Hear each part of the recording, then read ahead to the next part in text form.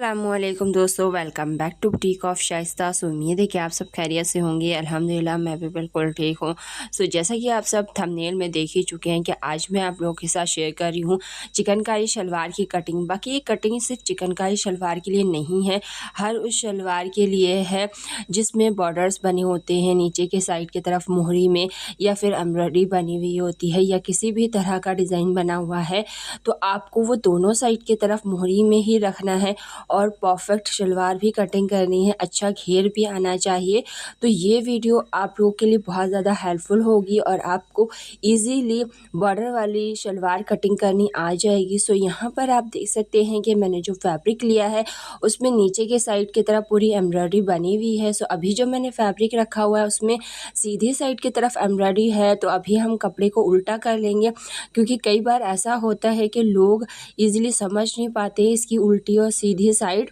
तो आपने ज़रूर ध्यान देना है उल्टी और सीधी साइड में, क्योंकि ज़्यादा फ़र्क तो नहीं होता लेकिन स्टिच होने के बाद पता चलता है।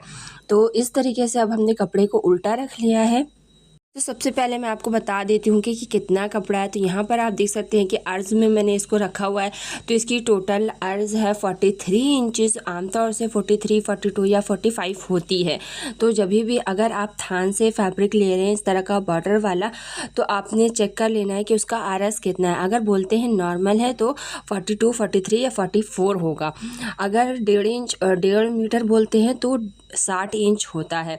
लेकिन अगर आप लोगों को इस बॉर्डर वाली शलवार या प्लाज़ो बनाना है तो उसके लिए इतना अर्ज़ नॉर्मल काफ़ी है। आपका पैंट, प्लाज़ो, शलवार सारी बन जाएगी, इसमें लेंथ में कोई कमी नहीं आएगी। तो यहाँ पर आप देख सकते हैं कि जो चौड़ाई है इस कपड़े की, मैंने यहाँ पर डबल फोल्ड रखा हुआ है तो इसमें 38 इंचज़ आ रहा है। तो 2 मीटर ये फैब्रिक है पूरा, लेकिन थोड़ा सा कम है। तो अब हमने इसकी कटिंग करनी स्टार्ट करनी है। तो कटिंग करने के लिए हम पहले कपड़े को 4 फोल्ड कर लेंगे। तो रेडी लेंथ जो सलवार की मुझे रखनी है वो मैं पहले आपको बता देती हूँ। तो वो है 38 इंचज़। तो 38 इंचज़ हमारी शलवार की लेंथ है, उसमें हम 5 इंच बेल्ट माइनस करेंगे। मैं 6 इंचज़ बेल्ट रखती हूँ रेडी, उसमें मैंने 5 इंच माइनस किया है क्योंकि हमारा हाफ इंच बेल्ट में और हाफ इंच हमारा शलवार में स्टिचिंग में फैब्रिक जाएगा। 38 इंचज़ पे हम इस तरीके से 5 इंच माइनस करते हुए एक लाइन ड्रॉ कर लेंगे। अब जो ऊपर का फैब्रिक है वो हमारा एक्स्ट्रा फैब्रिक है, उस पर हमने ध्यान नहीं देना। अब हमारी जो शलवार की लेंथ है उस पर मार्किंग करनी है। सबसे पहले हमें यहाँ पर आसन की मार्किंग करनी है। यहाँ पर है इसकी शलवार का 15 इंचज़ या 16 इंचज़। तो मैंने यहाँ पर 5 इंच माइनस किया है। आप देख सकते हैं लाइन के ऊपर मैंने 5 इंच रखा था। अब यहाँ पर आप देख सकते हैं कि इसका अर्ज़ 4 फोल्ड होने के बाद कितना आया। तो ये अर्ज़ जो है ये काफ़ी है शलवार के लिए, काफ़ी अच्छा घेर नॉर्मल वाली शलवार में इसमें आ जाएगा।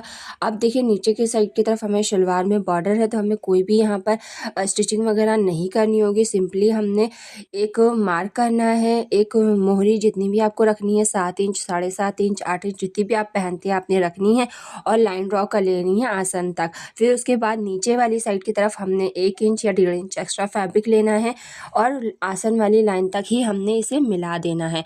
तो ये कुछ इस तरीके से हमारी शलवार जो कटिंग हो रही है उसमें कली और पैचे दोनों एक साथ ही हैं। तो इस बात का आपने हमेशा ध्यान रखना है कि जब भी आपकी बॉर्डर या एम्ब्रॉयडरी वाली शलवार होगी तो उसमें कली और पैचे अलग अलग कट नहीं होंगे। वो ड्रेस की जो फिनिशिंग होती है वो ख़राब हो जाती है। हमेशा बॉर्डर या एम्ब्रॉयडरी वाली शलवारों को इसी तरीके से काटा जाता है और बहुत ही फिनिशिंग के साथ रेडी होती है। यहाँ पर मैंने 2 मीटर में शलवार रेडी की है। अगर आप प्लाज़ो या पैंट बना रहे हैं तो इतने ही अर्ज़ वाले फैब्रिक के साथ आप 1.5 मीटर फैब्रिक में भी बना सकते हैं नॉर्मल साइज़ वालों के लिए। अगर हैवी साइज़ है तो आप 2 मीटर ले सकते हैं पैंट और प्लाज़ो के लिए भी। तो अब यहाँ पर देखिए जो हमारा एक्स्ट्रा फैब्रिक बचा था उसमें से हमने बेल्ट कटिंग करनी है। तो सबसे पहले हमने बेल्ट की जो गोलाई है वो नाप के यहाँ पर लगा ली है। तो बेल्ट आपने अपनी जो भी सलवार कटिंग करें हैं बच्चे की या बड़े की उसके अकॉर्डिंग लेनी है। लेकिन जो इसकी लंबाई है वो मैं आपको बता देती हूँ। तो लंबाई जो है मैं आमतौर से जो नॉर्मल साइज़ है उसमें 8.5 इंचज़ की बेल्ट तैयार कटिंग करती हूँ, जिसमें से हमारा नेफा भी फोल्ड होगा और नीचे की तरफ हाफ इंच स्टिचिंग का भी फैब्रिक है इसमें। और चौड़ाई आपने साइज़ के अकॉर्डिंग लेनी है। पर हमने 8.5 इंच की लंबाई में इसको कटिंग कर लिया है। अब जो नेफ़ा मोड़ने का बात होती है उसमें कुछ लोगों को कन्फ्यूज़न होती है, तो यहाँ पर ध्यान दीजिएगा, मैं आपको पूरा डिटेल में बता रही हूँ। तो सबसे पहले आप देख सकते हैं कि मैंने जिस हिसाब से बेल्ट की कटिंग की है उसमें मुझे 6.5 इंचेस यानी कि 6.5 इंचेस बेल्ट रेडी रखनी है, 1/2 इंच स्टिचिंग का फैब्रिक ऐड करके।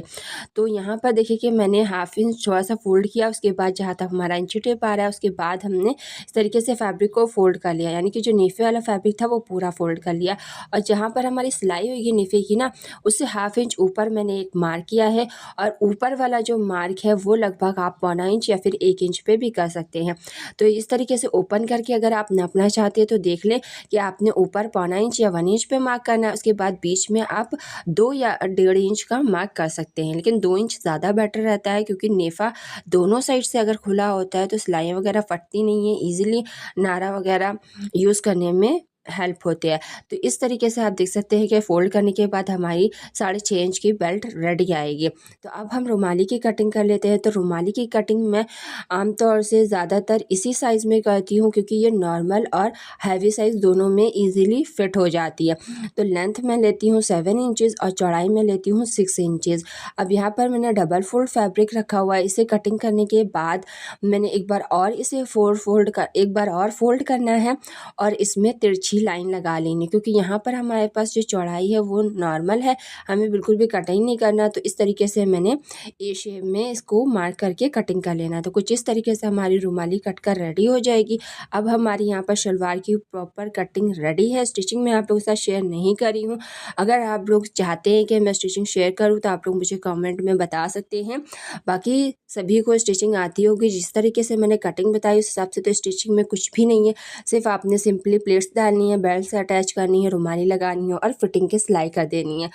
तो कुछ इस तरीके से हमारी रुमाली कट कर रेडी हो गई है। अब यहाँ पर आपने समझ में आ गया होगा कि आपको शलवार की कटिंग किस तरीके से करनी है जब आपकी शलवार में प्रिंट बना हो या फिर एम्ब्रॉयडरी बनी हो। होप सो कि आज की वीडियो अच्छी लगी होगी। वीडियो अच्छी लगी है तो लाइक शेयर एंड सब्सक्राइब। फिर मिलेंगे नेक्स्ट वीडियो के साथ, तब तक के लिए अल्लाह हाफ़िज़।